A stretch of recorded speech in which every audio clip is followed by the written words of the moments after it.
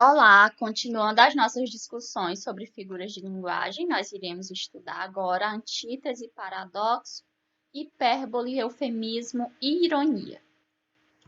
A antítese consiste no uso de palavras ou expressões de significados opostos, com a intenção de realçar a força expressiva de cada uma delas.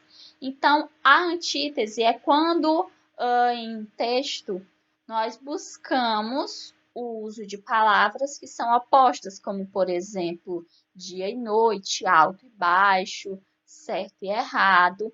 Aqui eu trouxe um exemplo de uma imagem, né, que através dessa imagem a gente possa observar essas oposições.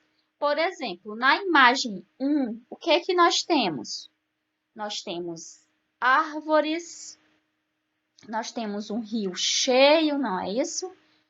Só que nessa mesma imagem, a gente já percebe que algumas árvores estão sendo cortadas e jogadas dentro desse rio.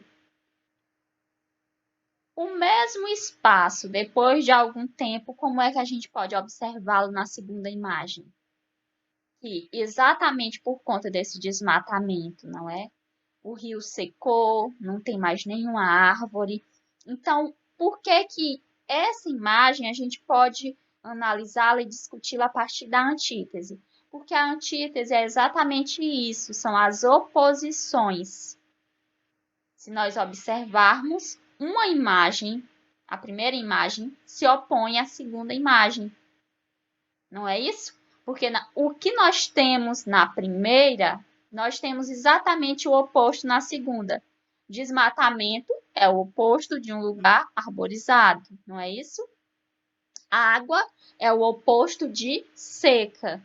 Então, aqui nós temos um exemplo de antítese. E nós temos o paradoxo. O que é o paradoxo? Ocorre quando duas expressões opostas são utilizadas de maneira que foge à lógica. O paradoxo é a justaposição de ideias contrárias. Eu trouxe aqui um exemplo de um poema de Vinícius de Moraes, em que ele diz que não seja imortal posto que é chama, mas que seja infinito enquanto dure. Quando eu penso em algo infinito é para durar para sempre, não é? Mas observe que aqui ele diz que é para ser infinito enquanto durar.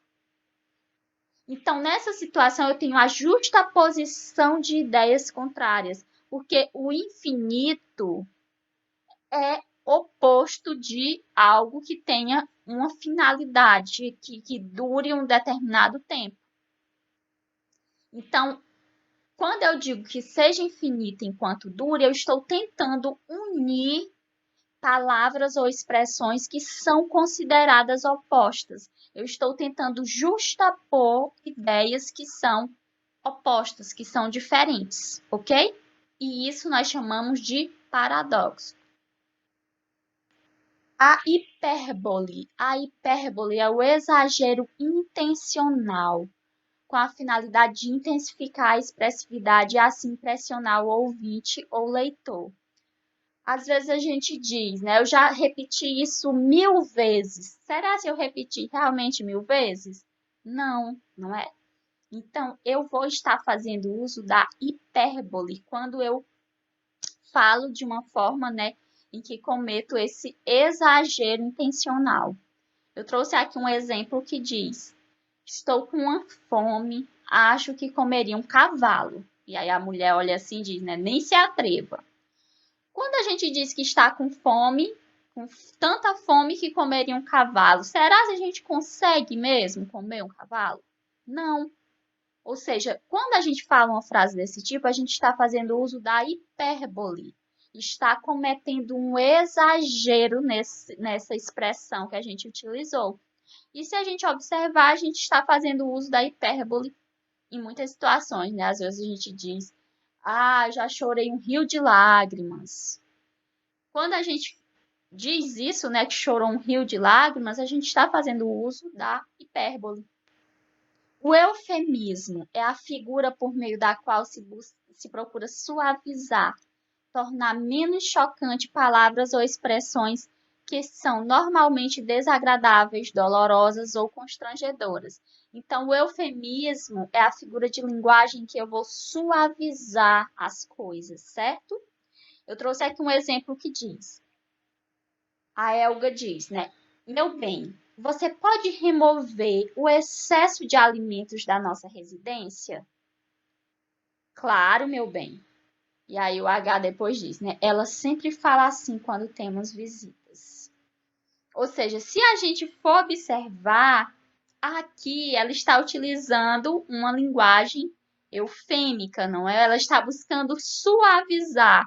Ela chega para ele e diz se ele pergunta se ele pode remover o excesso de alimentos da nossa residência. Ou seja, ela busca as palavras mais bonitas possíveis para dizer vamos diminuir a comida, não é? Então, assim, quando nós buscamos suavizar uma determinada situação, falar da forma mais agradável possível, nós estamos fazendo uso do eufemismo, ok?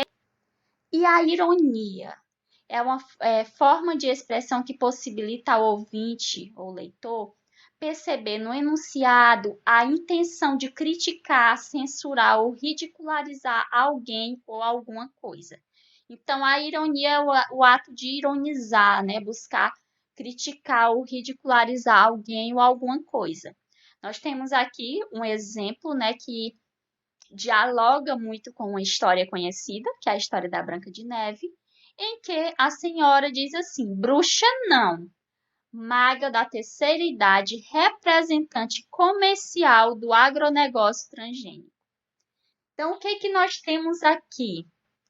Nós temos uma ironia exatamente com a questão de que ela foi chamada de bruxa e ela se sentiu ofendida, não é, por ser tratada dessa forma. Porque se a gente for buscar lá a história da Branca de Neve, a bruxa ela chega, bate na porta da Branca de Neve com uma maçã e traz para a Branca de Neve uma maçã envenenada, não é isso? Então aqui a ironia está presente exatamente nessa questão de que a bruxa ela já não aceita mais ser chamada de bruxa.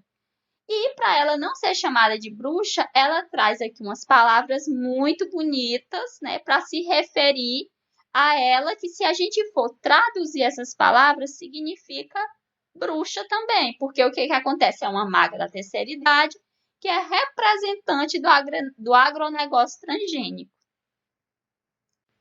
Essa foi a referência utilizada, e um abraço a todos e todas.